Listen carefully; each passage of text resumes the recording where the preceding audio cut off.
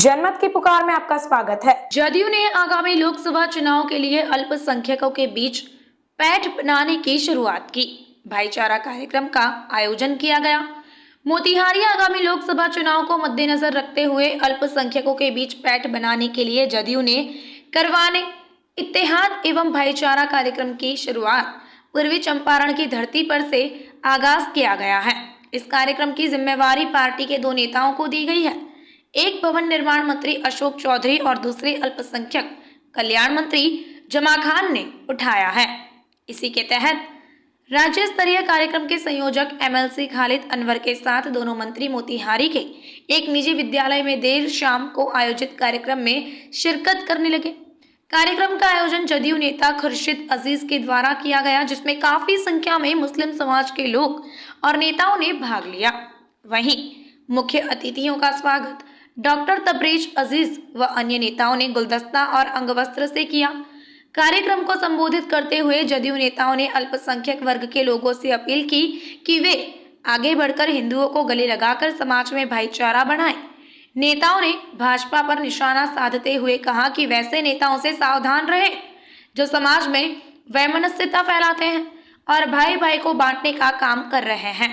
वहीं कार्यक्रम को संबोधित करते हुए भवन निर्माण मंत्री अशोक चौधरी ने अपने संबोधन में कहा कि अपने 9 साल के शासन काल में भाजपा के नेताओं ने महंगाई और बेरोजगारी पर जबान खोलना बंद कर दिया है, जबकि मुल्क के तमाम मुद्दे पर चाहे एनआरसी हो, सीएए और तब एक नया यूसीसी उन्होंने शुरू किया है। उनका नारा है एक देश और एक कानून। 70 साल की आज़ादी में जब इस देश में एक जात और एक कानून नहीं हो सका तो आप एक देश और एक कानून की बात कैसे कह सकते हैं।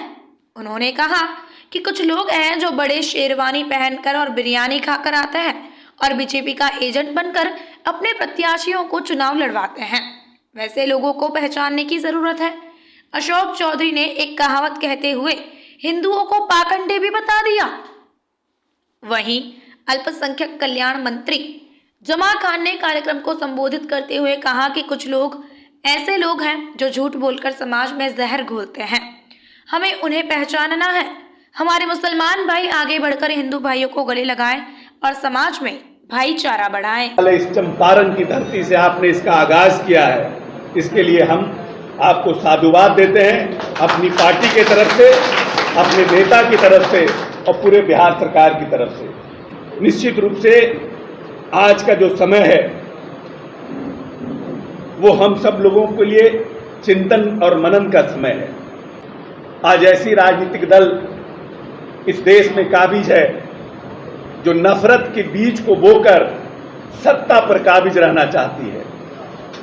वैसे लोगों को हम सब लोगों को मिलकर के मुंह तोड़ जवाब देना है। कभी न कभी वैसे लोग इस देश पे जो दो बड़े मुद्दों पर जिससे हरेक जाति और धर्म के लोगों का सरोकार है और जिस मुद्दों पर ये सरकार आई थी, महंगाई और बेरोजगारी, लेकिन अपने 9 वर्ष के शासनकाल में भारतीय जनता पार्टी के नेताओं ने महंगाई और बेरोजगारी पर जबान खोलना बंद कर दिया है और मुल्क के तमाम मुद्दों पर, चाहे वो एनआरसी हो, सीए हो और एक नया उन्होंने विडंगड़ा शुरू किया है यूसीसी। उनका नारा है कि एक देश और एक कानून। 70 साल की आजादी के बाद भी इस देश में जब एक कानून और एक जात नहीं हो सका तो आप एक देश एक कानून की बात कैसे कर सकते हैं। पूरे देश को जातों में बांट करके आपने रखा है, तरह तरह के आरक्षण की आपने व्यवस्था की है कि समाज के लोग मुख्यधारा में जुड़ सके। जो जिस देश में इतनी जातियां हैं, जिस देश में इतने धर्म के लोग हैं, वहां पर जब जाति एक नहीं कर सकते हैं तो कानून भी एक करने का आपको अधिकार नहीं है। पहले इस देश में जातियों को एक करो, जातियों के नाम पे बंटवारा को बंद करो। अनुसूचित जाति, अनुसूचित जनजाति, अति पिछड़े के नाम पे जो लोगों को आपने बांट के रखा है, इसको बंद करो। जो लोगों को देह दृष्टि से देखने का काम करते हैं, उसको पहले बंद करो, तब इस एक देश और एक कानून की बात करो। हम आप लोगों से ये कहने आए हैं कि भारतीय जनता पार्टी के लोग इस प्रदेश में दोबारा वो जो अंग्रेजों का काम था, जब अंग्रेज के ऊपर बहुत दबाव पड़ा हमारे क्रांतिकारियों का, तो अंग्रेजों ने इस देश में फूट डालो और शासन करो। हिंदू और मुसलमानों को लड़ाई लड़ा करके सत्ता पर काबिज रहने का काम किया है। उसी तरह से भारतीय जनता पार्टी के लोग भी इस प्रदेश में सत्ता पर काबिज रहने के लिए आपस के भाईचारा को मिटाने का काम कर रहे हैं। और वैसे जो लोग, जो राजनीतिक दल के लोग जो भारतीय जनता पार्टी के एजेंट बन करके इस देश में राजनीति कर रहे हैं और आते हैं और आपके पास बड़े बड़े शेरवानी और बड़ा बड़ा बिरयानी खा करके आपको भाषण देते हैं, उनसे भी सावधान रहने की जरूरत है, क्योंकि वो आपके शुभचिंतक नहीं हैं। कौन सी ऐसी पार्टी है जो चार्टर्ड फ्लाइट पर घूम रही है? कहां से उनको पैसा आता है? कैसे उनके उम्मीदवार खड़ा होते हैं? कहां से उनको फंडिंग होता है? लेकिन वो एक भारतीय जनता पार्टी का स्लीपर सेल की तरह काम कर रहा है, जो भारतीय जनता पार्टी को इस देश में मजबूत करने का काम कर रहा है और सेक्युलर ताकतों को कमजोर करने का काम कर रहा है। वैसे लोगों से भी आपको चिन्हित करके, वैसे लोगों को भी से भी आपको सावधान रहने की जरूरत है। जो लोग इस प्रदेश में, क्या कारण है कि जहां जहां माइनॉरिटी की जनसंख्या ज्यादा है, वहां पर वो उम्मीदवार खड़ा करता है और बोलता तो भारतीय जनता पार्टी के खिलाफ है, लेकिन उम्मीदवार खड़ा करता है सेक्युलर वोटों के बंटवारा के लिए।